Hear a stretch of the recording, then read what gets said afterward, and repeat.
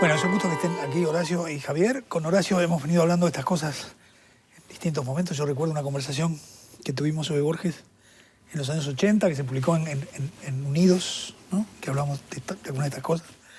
Y desde luego los libros de Horacio han conversado sobre estos asuntos. Yo me acordaba recién de Restos Pampeanos, ¿no es cierto? Donde también está esta cuestión del espacio. Y en el caso de Javier, al que todos conocemos, porque lo hemos visto varias veces en sus programas de historia, ¿no? Aquí en el canal y en otros canales, ha colaborado, ha estado muy cerca en la preparación de estos programas. Nos ha ayudado muchísimo a desentrañar algunas cuestiones históricas. Así que va a ser un gusto conversar.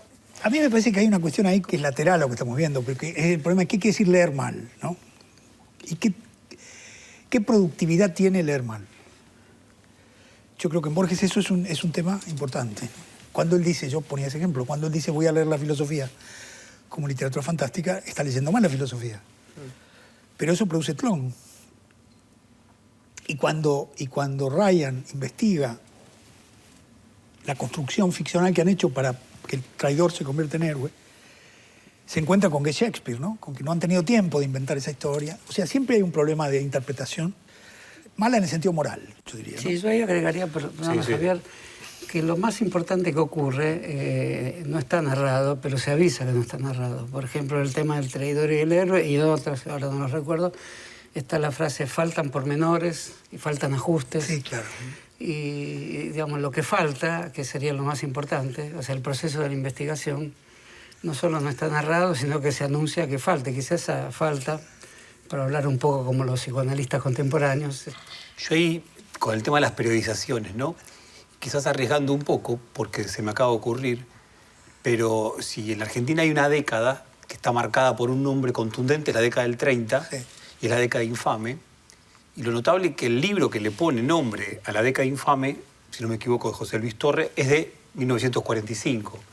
Y Borges había escrito La historia universal de la infamia, ¿no? Esos cuentos que había publicado anteriormente en Crítica, del año 35. Por lo tanto, quizás en contra de su propio deseo, le terminó poniendo el nombre a una década como infame. Y ahí me interesaba algo de una lectura que me había llegado a través de tus seminarios. Yo no los cursaba, pero me llegaban, la bibliografía, de Saer. Cuando Saer dice esto de, para Borges, en verdad, toda historia es de la infamia. La historia siempre es infamante, ¿no? Es cierto. Y a mí eso me parece que es una idea bien interesante y que se liga mucho a la lectura de Borges del peronismo, ¿no? La idea de que el peronismo es una trama entre dos historias, una historia criminal y una historia escénica. ¿Bien? Y en un punto también se liga a su literatura, porque La muerte y la brújula es una historia criminal y una historia escénica que le montan al pobre de Lonrot para que se crea y siga los... Ahora, la ilusión cómic, ¿no? Claro, texto. La ilusión cómic, ¿no? En el número 237 de Sur, que es el número... Sí, es muy bueno, es un texto muy interesante, sí. Claro, claro. Está muy bien eso, sí, porque también sí, está muy bien.